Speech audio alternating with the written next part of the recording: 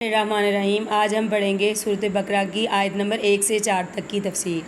سب سے پہلا لفظ ہے حروف مقطعات۔ الف لام میم، یہ لفظ حروف مقطعات کہلاتے ہیں۔ قرآن مجید کی 29 صورتیں حروف مقطعات سے شروع ہوتی ہیں۔ حروف مقطعات ان الفاظ کو کہتے ہیں جو جدا جدا پڑھے جاتے ہیں۔ حروف مقطعات سے شروع ہونے والی صورتوں میں احکام بیان کیے جاتے ہیں۔ ان کے معنی اللہ اور اس کے رسول جانتے ہیں۔ اس تجسس میں رہنا، یہ اسٹو میں رہنا کہ اس کے معنی کیا ہو سکتے ہیں، یہ جائز نہیں، کیونکہ اس کی حقیقت کا علم صرف اللہ کو ہے۔ بعض مفسرین نے الف سے اللہ، لام سے جبریل علیہ السلام اور میم سے محمد صلی اللہ علیہ وآلہ وسلم لکھا ہے، یعنی کہ اللہ کا کلام قرآن مجید جبریل علیہ السلام محمد صلی اللہ علیہ وآلہ وسلم پر وحی کی صورت میں لے کر نازل ہوتے تھے، اس لیے اس کی حقیقت کا علم اللہ کو ہے۔ دوسری آیت میں ذالک الکتاب لا ریب فیہ، یہ کتاب جس میں کوئی شک نہیں۔ یہودی اپنی کتاب کی پیشن گوئی کے مطابق نبی آخر الزمان کے جائے پیدائش کی جگہ یعنی مدینہ اور اس کے قرب و جوار میں آ کر آباد ہو گئے۔ وہ جانتے تھے کہ نبی آخر الزمان کی پیشن گوئی ہماری کتابوں میں موجود ہے، اس لیے جیسے ہی انہوں نے اس کتاب کو سنا تو وہ ایمان لے آئے۔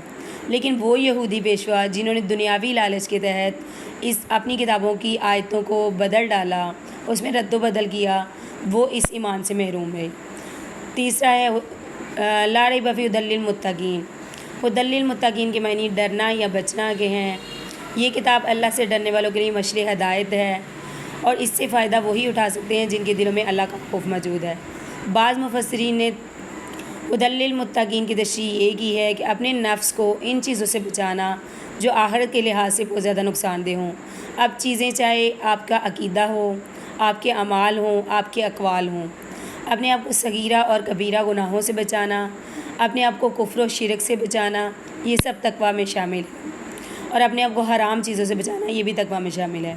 اس کے بعد ہے الذین یؤمنون بالغیب، بغیر دیکھے چیزوں پر ایمان لانا، اللہ پر ایمان لانا، فرشتوں پر ایمان لانا، سابقہ کتابوں پر ایمان لانا، آخرت پر ایمان لانا، یہ سب ایمان بالغیب کا حصہ ہے۔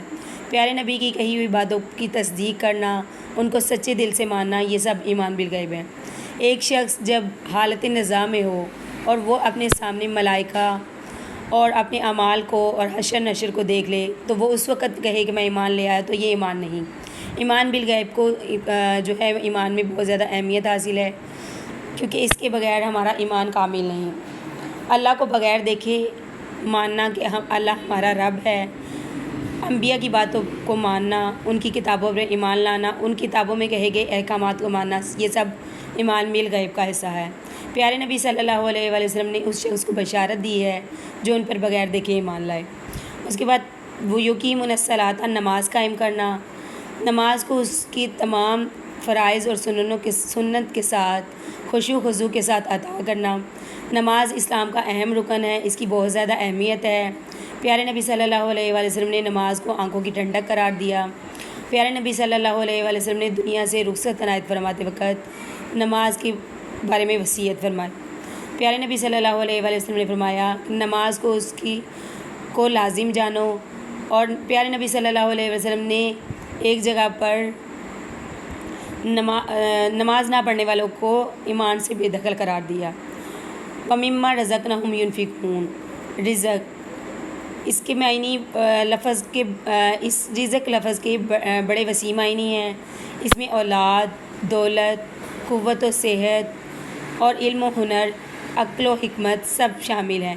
مال و دولت ہو، قوت و صحت کے ذریعے دوسروں کی مدد کرنا، کسی کو حکمت کی باتیں سکھانا، کسی کو مفید اور مخلصانہ مشورے دینا، کسی کو روحانی فیض پہنچانا، یہ سب اس آیت میں داخل ہے۔ آپ صلی اللہ علیہ وآلہ وسلم نے فرمایا کہ دیے ہوئے مال میں سے خرچ کرو، سب کا سب اور پورے کا پورا خرچ کرنا نہیں، بلکہ اس میں سے کچھ حصہ خرچ کرنا۔